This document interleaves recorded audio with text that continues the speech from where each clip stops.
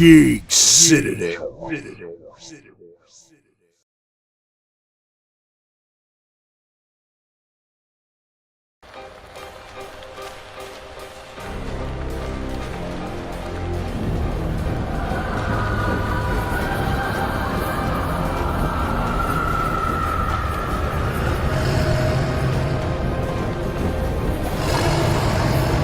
Gabriel Knight Sins of the Fathers is an adventure game classic. It was full of adult humor and powered by a dark mystery surrounding voodoo.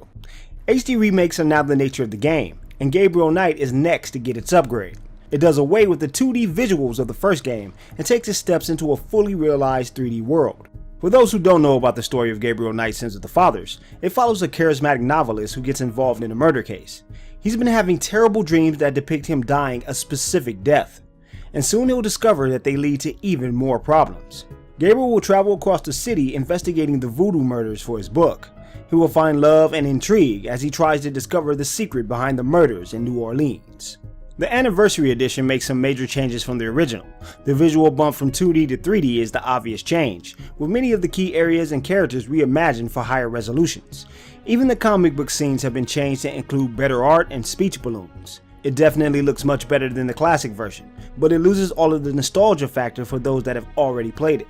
Despite a few odd animations when moving around, the title is a beautiful recreation of the classic. Interacting with objects and moving around the city is easier than ever. Double tapping an area will teleport Gabriel to a certain point in the room.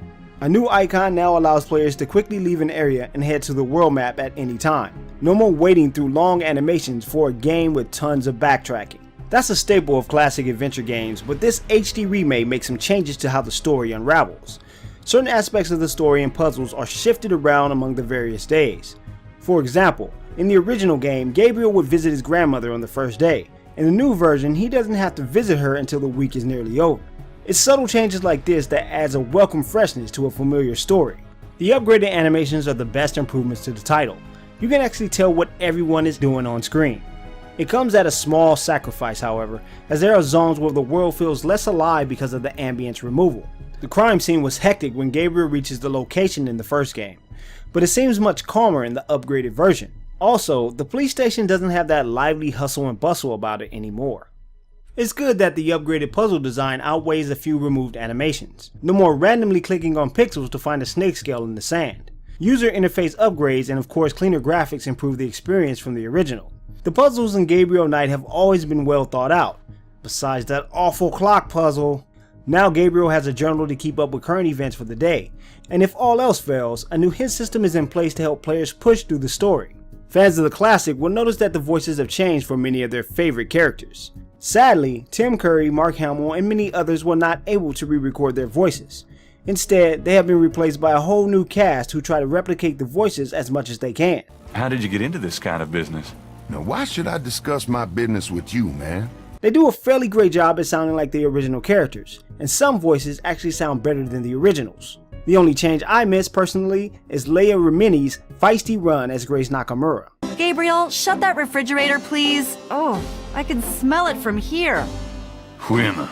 My only real complaints come from puzzles that allow players to clear manual input. Some of them have incredibly long strings, but the player will only be able to clear all the text instead of deleting a single character. Another problem I have is the strange speech balloons during the comic book cutscenes. Maybe it's the extensions that block out the visuals on screen, but I just think it looks out of place and unnecessary. Do any of these changes make the Anniversary Edition better than the original? That's going to be subjective to anyone that's played the first game. Of all the things I could go to jail for, that is not going to be one of them. There are always going to be games that we mesh more with and don't want touch. Chrono Trigger, I'm looking at you. But for people who have never played it and don't mind seeing games upgraded, you can't go wrong with this remake. It's a fantastic recreation of a classic title, and it even features some behind the scenes content from the original game for the nostalgic. Geek Citadel gives Gabriel Knight Sins of the Fathers 20th Anniversary Edition 4 stars out of 5. A lot has changed to bring this classic to the HD world, but it's still very much a classic. For more Geek Citadel plays and reviews, check out geekcitadel.com. Subscribe to us on YouTube, Google+, Facebook, Twitch, and Dailymotion. Thanks for watching, and we'll see you ladies and gents next time.